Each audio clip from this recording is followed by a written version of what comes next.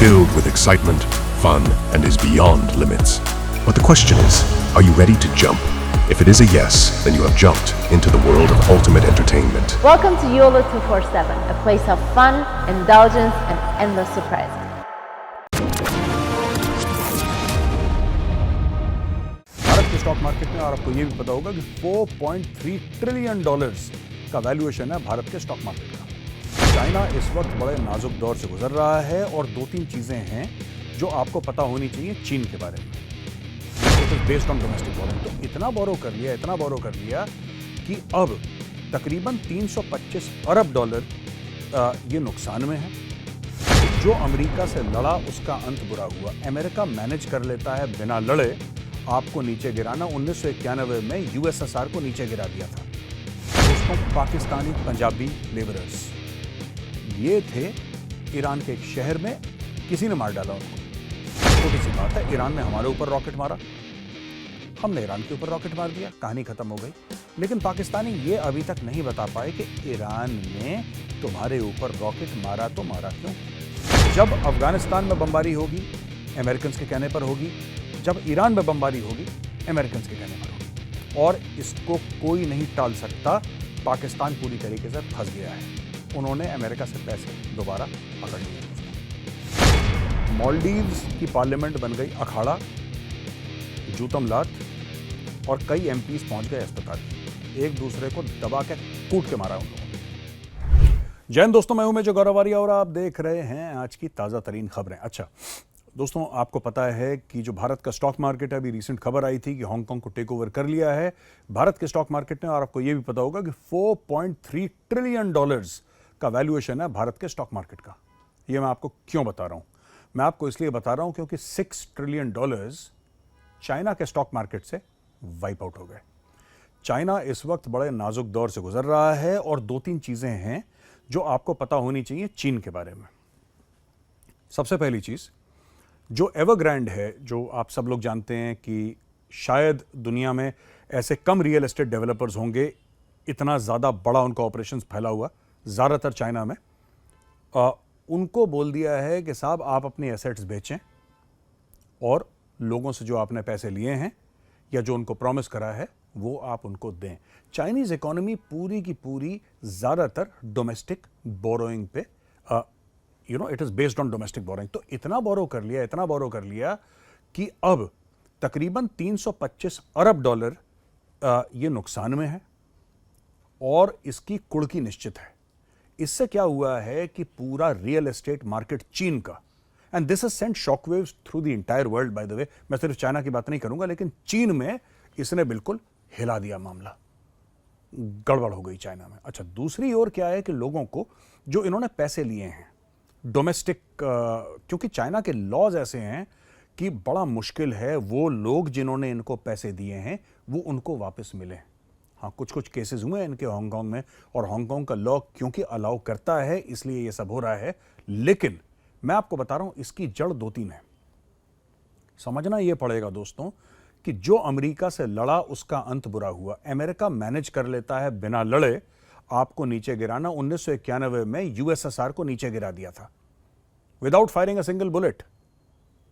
बिना एक गोली चलाए दुनिया का जो दूसरा बड़ा सुपर पावर था यूएसएसआर, यानी कि सोवियत रूस, उसको अमेरिका ने 15 टुकड़ों में तकसीम कर दिया।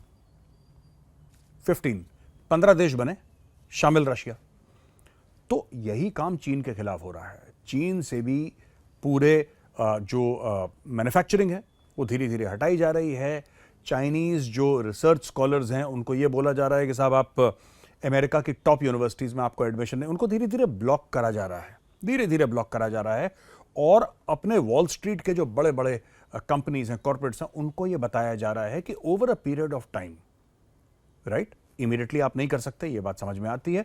Over a period of time आप जो है अपनी मैन्युफैक्चरिंग चाइना से अलग करें। 5 साल लग सकते हैं, 10 साल लग सकते हैं, लेकिन धीरे धीरे अलग करें।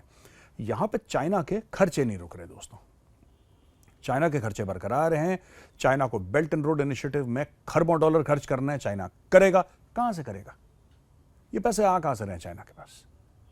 ये पैसे चाइना के पास दोस्तों आ रहे हैं बोरोइंग के, ये उधार के पैसे हैं। चाइना की इकोनॉमी जबरदस्त डेट पे है, बहुत जबरदस्त डेट में है चाइना की इकोनॉमी। और आखिरी चीज, चाइना से फिर एक वायरस ने जन्म लिया है, राइट, जिसका नाम है डिजीज एक्स।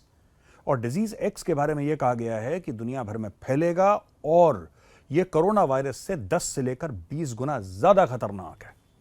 अब आप ये समझ लीजिए, कोरोना से फिर लोग बच गए, लाखों लोगों की जानें गई हैं थ्रू आउट द वर्ल्ड, लाखों लोगों की, दुनिया भर की बात कर रहा हूं, लाखों लोगों की जान गई है दुनिया में। लेकिन ये जो है डिजीज एक्स, जिसके बारे में वर्ल्ड हेल्थ ऑर्गेनाइजेशन ने भी बोला है कि ये बहुत खतरनाक डिजीज है और उन्होंने एक्सेप्ट करा है कि ऐसी प्रॉब्लम है, ये भी चाइना से आता है दोस्तों।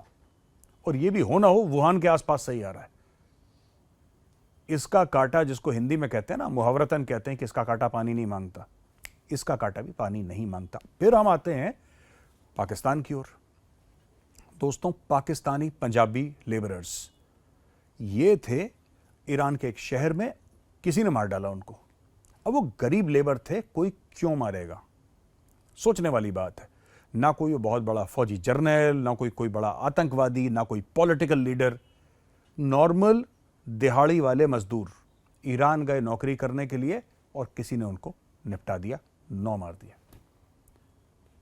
ये कांड चल रहा है और वहां पे ईरान का जो एम्बेसडर है वो इस्लामाबाद पहुंचा हुआ है, क्योंकि उन्होंने तारीख सेट कर रखी कि साहब ठीक है, हम अपना एम्बेसडर आपके पास भेज देंगे और आप भेज देना यहां पे।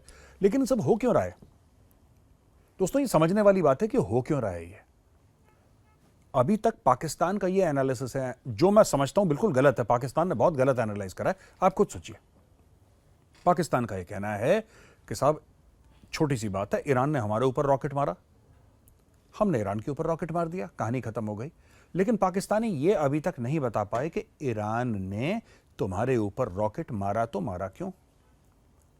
जैश अल अदल कोई पहली बार ऑपरेशन कर रहा था?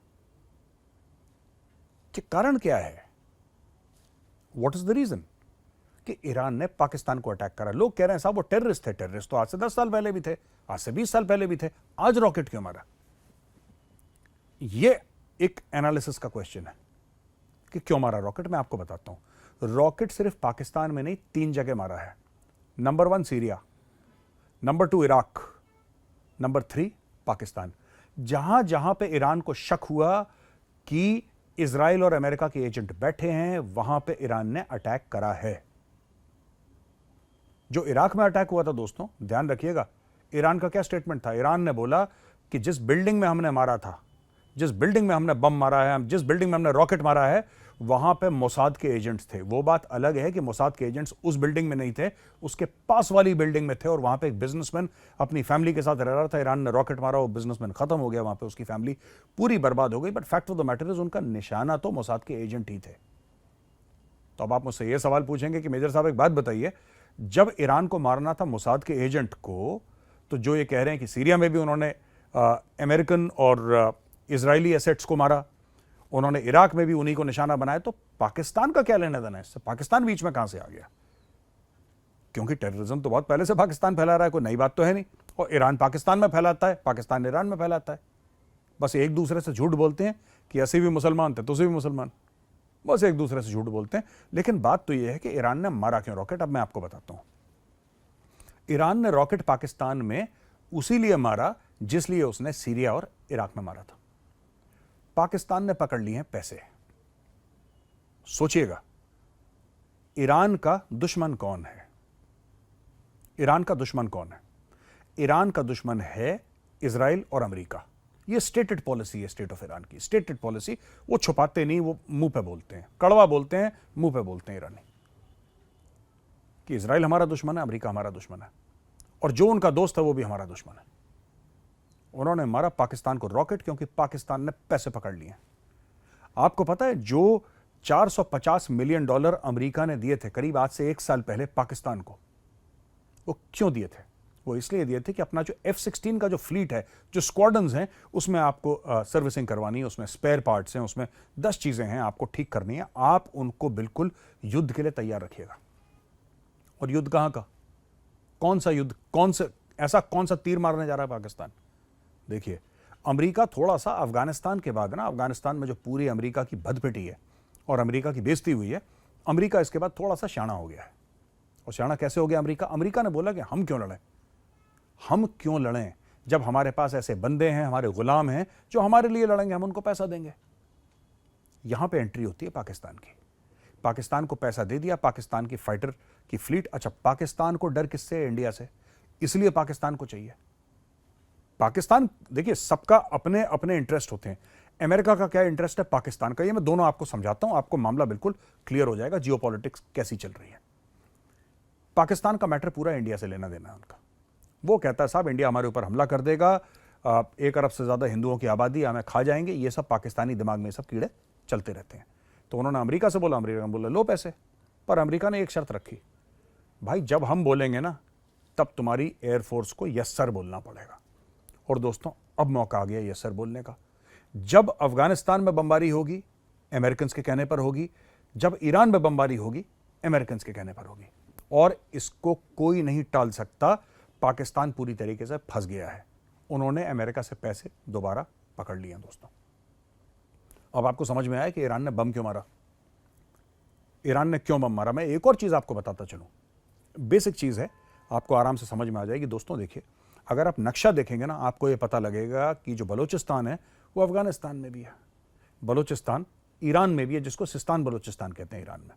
They don't call it Balochistan, they call it Sistan Balochistan. और पाकिस्तान में तो बलूचिस्तान है ही।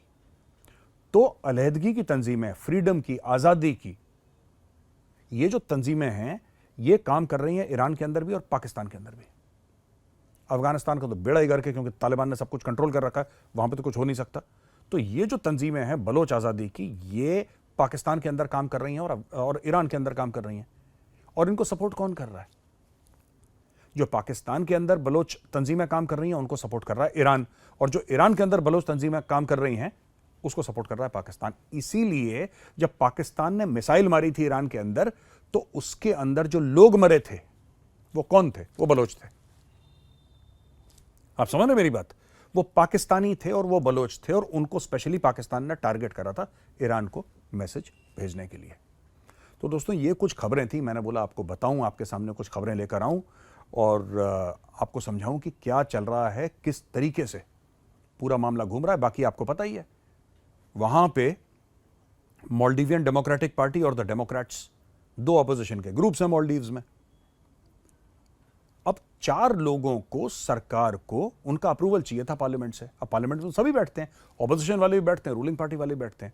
तो ऑपोजिशन में जो लोग बैठे थे उनका सपोर्ट चाहिए था 4 लोगों को अपॉइंट करने के लिए कि साहब ये मंत्री बनेंगे तो उनको अपॉइंटमेंट चाहिए। तो पार्लियामेंट के पास आए वो। वहां पे हो गया खेला। आपने वो वीडियो देखा भी होगा, नहीं देखा तो मैं आपको दोबारा दिखा देता हूं। ये देखिए।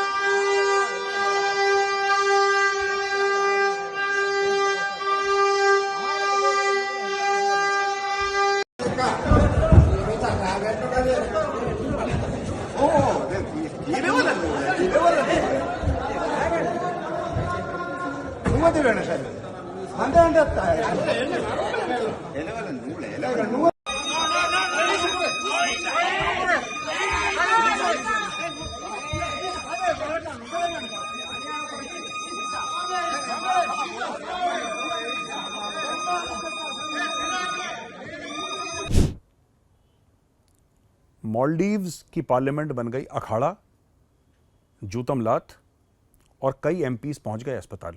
एक दूसरे को दबा के कूट के मारा उन लोगों ने, राइट। और ये चीज हो रही है वहां पे क्योंकि पहले आपने बोला आउट इंडिया आउट, भारत को निकालो, यही बोला था ना। और मालदीव्स के लोगों ने वोट भी दिया, आउट इंडिया आउट, निकालो। तो इंडिया ने बोला ठीक है आउट तो आउट। इंडियन टूरिस्ट ने बॉयकॉट करना शुरू कर दिया। बॉयकॉट करा, पेट पे लात लगी, पेट पर लात लगी। तो अब सारे के सारे लोग सड़क पे आ रहे हैं और बोल रहे हैं कि मुइज़ू ने मरवा दिया। मुइज़ू ने नहीं मरवाया।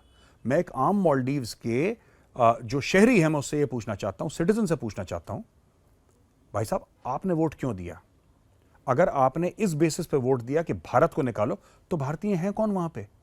जो 77 से लेकर 80 फौजी हैं वो तो आपकी मदद के लिए वहां पर हैं भाई। They are for you.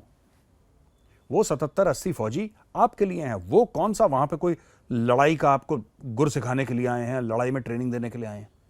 आपके बच्चे बीमार होते हैं तो वो हेलीकॉप्टर से लेकर आते हैं। आपको अगर कोई ड्रग स्मगलर है वो आ रहा है, उसको कैच करने के लिए वो आपकी मदद करते हैं। डॉर्नियर एयरक्राफ्ट है। आपने बोला आउट तो आउट। पर एक बात ध्यान रखना, मैं फिर से मालदीव्स के प्रेसिडेंट को यह बात बोलना चाहता हूं, रूलिंग पार्टी को, एक इंडियन जाएगा तो सब इंडियन जाएंगे। फिर पीछे मुड़ के मत देखना, हम बगल में हैं, चाइना बहुत दूर है। जब कभी फंसोगे मुसीबत में और चीखोगे मदद के लिए तो चीन तक आवाज नहीं पहुंचेगी। हिंदुस्तान तुम्हारा नेबर है, बड़ा भाई है, बगल में बैठा है। सोच लेना। बाकी इंडिया आउट, आपकी मर्जी, आपका देश। तो दोस्तों, यहां पे मेरा वीडियो होता है खत्म। पसंद आए तो उस वीडियो को लाइक करिए। मैं कल फिर हाजिर हूंगा एक नए वीडियो के साथ। तब तक के लिए जय हिंद।